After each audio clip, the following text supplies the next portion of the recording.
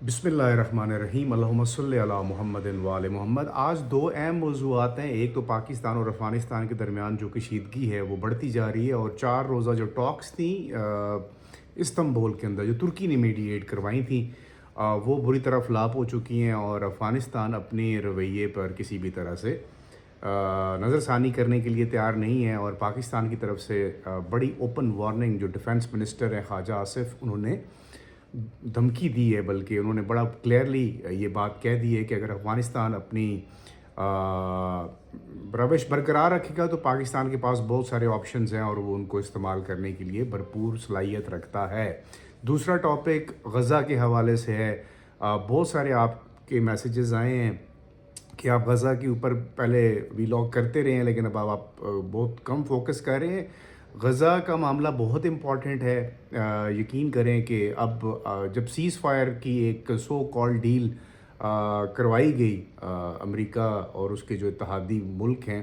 अरब countries जो थे, उन्होंने ये डील करवाई, और अब इस डील के नतीजे में अभी तक जो मैं अभी वीडियो रिकॉर्ड कर रहा हूँ, तकरीबन 150 के करीब जो निहत्ते फ़लस्तीनी हैं उनको बेदर्दी से शहीद किया गया है, और एयर स्ट्राइक्स की गई हैं और हमले किए गए हैं गज़ा के ऊपर, और ज़्यादातर तादाद जो है वो इसमें बच्चों की है। तो सबसे पहले अफ़गानिस्तान वाली बात कर लेते हैं और फिर मैं गज़ा वाले मामले पे आ जाता हूँ। अभी मैं आपको कल वाले वीलॉग में भी, उससे पिछले में भी बारहा ये बात करता रहा हूँ कि अफ़गान तालिबान जो हैं इस वक्त पावर के अंदर हैं, उनके लिए बहुत मुश्किल फ़ैसला है कि वो ये डिसाइड कर सकें कि वो तहरीक तालिबान पाकिस्तान के ख़िलाफ़ कार्रवाई करने के लिए तैयार है। पाकिस्तान का बड़ा सिंपल और बड़ा सीधा सा दो टोक मुतालबा जो था वो यही था कि अफ़गानिस्तान जो है अपनी सरज़मीन को पाकिस्तान के ख़िलाफ़ इस्तेमाल होने से रोके, और जो मिलिटेंट्स वहाँ से आते हैं वो यहाँ पर आकर जो कार्रवाइयाँ करते हैं उनके ख़िलाफ़ फौरी एक्शन करे। लेकिन ये बात मैंने आपको पहले बता दी थी कि अफ़गानिस्तान के अंदर जो इस वक्त एक रजीम है, सो कॉल्ड एक ग्रुप जो मिलिटेंट ग्रुप था वो अब पावर में है, वो इस तरह की सलाहियत नहीं रखता कि वो अपने ही पुराने दरीना साथियों के ख़िलाफ़ कोई कार्रवाई कर सके। और उनको ये भी पता है कि अगर इस तरह की कोई कार्रवाई उन्होंने सोची भी, तो जो मिलिटेंट ग्रुप सिर्फ ये टीटीपी वगैरह नहीं है, वहाँ पर और बहुत सारे मिलिटेंट्स ऑर्गेनाइजेशंस वर्किंग में हैं, स्पेशली आईएसएस। तो यही वाले ग्रुप्स जो हैं फिर वो मर्जर कर लेंगे, और जो इस वक्त खुदा खुदा करके एक नाम नहाद ग्रुप जो है वो तालिबान का पावर में आया है, वो उनको किसी भी तरह से फिर उनको आगे चलने नहीं देगा, आगे बढ़ने नहीं देगा। और आप बल्कि रिसेंटली देख चुके हैं अफ़गानिस्तान के अंदर आईएसएस की बहुत सारी कार्रवाइयाँ हुई हैं, जिनमें काबुल से लेकर और दीगर शहरों में मुख्तलिफ बम धमाके और इंसर्जेंसी के वाक़यात आए रोज़ पेश आते रहे हैं। अब इस सूरत हाल में पाकिस्तान ने बड़ा वाज़े एक मौक़िफ़ इख्तियार किया है, और 4 रोज़ जो टॉक्स चलती रही हैं वो मैं बताता रहा हूँ आपको कि उन मुज़ाकरात में सबसे ज़्यादा फोकस क्या था। वो यही था कि रिटन गारंटीज़ जो हैं वो अफ़गानिस्तान से मांगी गई, और वहाँ पे जो डेलीगेशन अफ़गानिस्तान का जो टॉक्स जो इन नेगोशिएशंस के अंदर बैठा हुआ था, उसके पास कोई मैंडेट नहीं था। वो बार बार जो है वो काबुल के से राब्ते में थे, और वहाँ से जो भी मुतालबा पाकिस्तान की तरफ से रखा जाता था उसके ऊपर वो फिर वहाँ से हिदायत लेते थे, और उसके बाद फिर वो अपनी अगली जो कार्रवाई होती थी वो बताते थे कि हाँ या ना। तो अभी पाकिस्तान ने भी ये कंफर्म कर दिया है कि इन जो मुज़ाकरात हैं ये बुरी तरह नाकाम हुए हैं, और इनमें कोई ब्रेक थ्रू अभी तक नहीं मिल सका, और ना इसकी उम्मीद है। उसकी वजह ये है कि मैं आपको पहले भी बताता रहा हूँ कि ये एक चैलेंज है जो तालिबान की इस वक्त वहाँ पर एक ग्रुप, जो मैं उसको हुकूमत नहीं कहता, उसकी वजह ये है कि दे आर नॉट गवर्नमेंट, एक मिलिटेंट ऑर्गेनाइजेशन थी, और वो बाद में फिर पावर में आ गई, और फॉल ऑफ काबुल के बाद अब वो बरसरे इक़्तिदार हैं, लेकिन उनके पास ऐसा कोई मैंडेट नहीं है, या उनके जो उनके पास ऐसी कोई इख्तियार नहीं है कि वो क्योंकि आप मुझे बताएं ना कि मैं अपनी ज़िंदगी के 20 साल जो हैं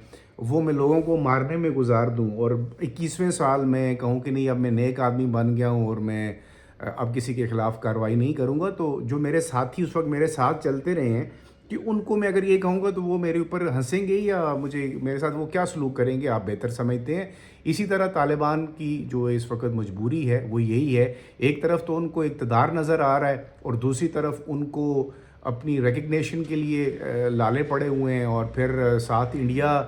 کی طرف سے بھی ان کو ان کا ایک نیا جو ہے چیپٹر اوپن ہو چکا ہوا ہے، اور پھر پاکستان کے خلاف وہ ایک ہاسٹائل رویہ رکھتے ہیں۔ حالانکہ چین نے بڑی کوشش کی کہ ان طالبان کو یہ سمجھایا جائے کہ اگر آپ ڈیولپمنٹ چاہتے ہیں اور ریجن کے اندر آپ اپنے آپ کو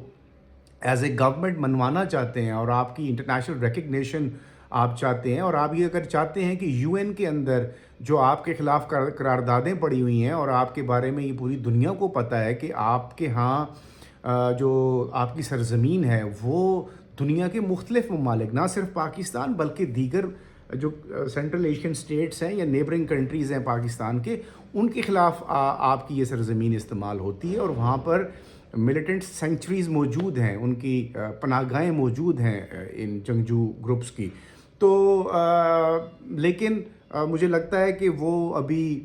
اس بات کو ان سے یہ ڈائجسٹ نہیں ہو رہی، جتنا کچھ مل گیا ہے شاید ظاہر ہے جس طرح طالبان کی ایک رجیم کو اتنی بڑی اچیومنٹ مل گئی ہے، گو کہ وہاں پر نہ لوگ ان سے خوش ہیں اور نہ لوگ ان سے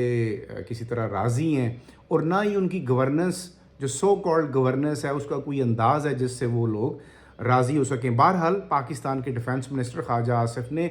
بڑے واضح طور پر افغانستان کو یہ بتا دیا ہے کہ پاکستان اپنی سرزمین اور اپنی جو ٹیریٹوریل انٹیگریٹی ہے اور سوورنٹی ہے اس کے اوپر کسی قسم کا کمپرومائز نہیں کرے گا۔ اور اب جب یہ ٹاکس دو بڑی طاقتوں نے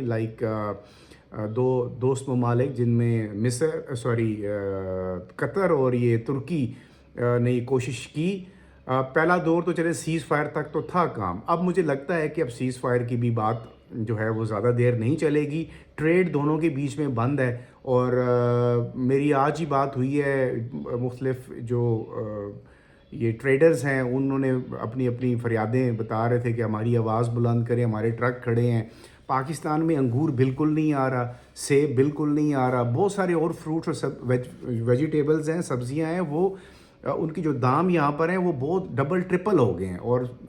مارکیٹ میں بہرحال پاکستان نے یہ بالکل واضح طور پر کہا ہے کہ نقصان ہم برداشت کر سکتے ہیں لیکن افغانستان کا یہ رویہ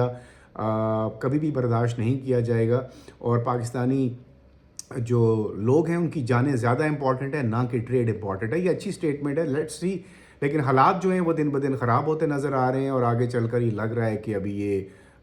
جو کانفلکٹ ہے وہ زیادہ انٹینس سچویشن اختیار کرنے والا ہے۔ اب چلتے ہیں غزہ کے اوپر۔ غزہ کا معاملہ پوری دنیا کو یہ پتہ ہے کہ یہ جو جھیلی قسم کے ہمارے سو کالڈ جن کو ہم بہت اپنا ایک بڑا سمجھتے ہیں آقا اور مولا اور پتہ نہیں کیا کچھ، یعنی میں ان عرب ممالک کی بات کرتا ہوں جن سے پاکستان بھی اور دیگر ممالک بھی ان کے رحم و کرم پہ ہوتے ہیں، اور انٹرنیشنل اسٹیبلشمنٹ میں اوبیسلی تیل سے بھرپور ممالک ہیں تو ان کے پاس پیسہ بھی بہت ہے اور ان کی انفلوئنس بھی بہت ہے، اور ان کو یہ شوق ہے مطلب مختلف چیزوں میں اپنے لچ فرائی کرنے کا اور پھر بٹھا کے میڈیشن کروانے کا۔ لیکن جھیل سازی میں اور نیک نیتی میں بہت فرق ہوتا ہے۔ غزہ کے معاملے کے اوپر انٹرنیشنلی ایک سازش تیار کی گئی، ان تمام ممالک نے جو اس میں شامل تھے۔ سازش میں اس لیے کہہ رہا ہوں کہ ان لوگوں نے، ان ممالک کے جو سربراہان ہیں انہوں نے جب ان کی پبلک کا پریشر ان کے اوپر ڈیولپ ہوا اور ان کو یہ لگا کہ یار ہم تو بالکل ہی ایکسپوز ہو چکے ہیں، ننگے ہو چکے ہیں، اور